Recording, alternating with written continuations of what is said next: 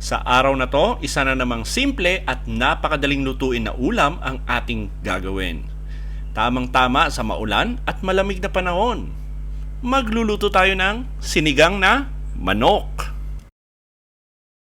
Magpainit lang ng konting mantika sa ating kawali o kaserola na paglulutuan, tapos igisa natin yung ating luya.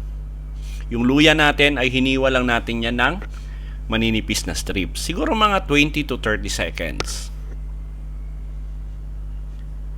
Tapos sunod na natin yung ating sibuyas. At yung sibuyas natin ay hiniwa lang natin yan sa katamtamang nipis. At masarap yung sinigang pag medyo marami yung luya, sibuyas, at kamatis. Lutuin lang natin yung ating sibuyas hanggang maging translucent or naaamoy nyo na yung bango nito. Pwede na natin isunod yung ating kamatis. At yung kamatis natin ay ni-slice lang natin yan ng katamtamang kapal. Igisa lang natin yung ating kamatis hanggang maging mushy or pasty yung texture nito. Siguro mga 2 to 3 minutes. Pag okay na, lagay na natin yung ating manok. At isang buong manok yung ginamit ko rito at hiniwa ko lang yan sa katamtamang laki. Ngayon depende po yan sa inyo kung gaano kalaki yung hiwa ng manok nyo. Pero pag marami yung kakain, hiwain na lang natin sa yung tamang-tama lang na dalawang subo. Igisa lang natin yung ating manok hanggang maging light brown ito. At haluin nyo ng from time to time para pantay yung pagkakagisa natin. Lagyan natin to ng patis. Ngayon pag ayaw nyo naman ng patis, pwede lang kayo magbudbud ng asin. Ituloy lang natin yung paghahalo. At maganda yan, moderate flame lang yung gagamitin nyo. Tapos lagay na tayo rito ng tubig para sa sabaw. At maglalagay ako rito ng 2 litro. Ngayon depende po yan sa inyo kung marami yung kakain. I do suggest, doon na lang kayo sa sabaw mag-adjust. Lagay tayo ng siling labuyo at saka ng siling sigang.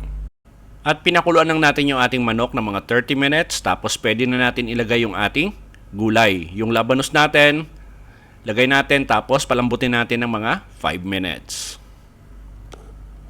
After 5 minutes, sunod na natin yung ating sitaw at saka yung okra at saka yung talong. Ngayon medyo marami yung gulay. Ngayon depende po yan sa inyo kung ano lang ilagay nyo. Lalo na at mahal yung gulay sa Pilipinas. Tapos takpan natin ulit to for another 5 minutes. After 5 minutes, malambot na yung ating mga gulay. Lagay na natin yung huling gulay natin. Ito yung kangkong. Ngayon, depende po yan sa inyo kung ano lang ilagay yung gulay. Yung tamang-tama lang sa budget nyo. Huwag nyo talagang marami yung gulay. Pero kung paborito mo yung gulay, then damihan mo na. Ilubog lang natin yung ating kangkong. Tapos, pwede na natin ilagay yung ating tamarind premix. At gumamit lang tayo rito ng tamarind powder. Pero kung mura yung fresh na sampalok, I do suggest na yun na yung gagamitin natin. Talagang mas maasim yon at mas masarap. Lubog-lubog lang natin. Tapos, tikman nyo. At kung kulang pa yung alat, dagdag na lang kayo ng asin o di kaya patis. Sinimmer lang natin yung ating kangkong for another minute. Tapos pwede na natin iserve at magsandok ng maraming kanin at i-enjoy yung ating sinigang na manok. Sa lahat po na nagkagusto ng ating recipe for today, please like and share this video. At kung bago kayo sa ating kusina, please don't forget to subscribe at pindutin yung notification bell para updated kayo sa mga susunod pa nating masasarap na recipe. Salamat sa panonood at ito ang Kusina ni Dan Levy.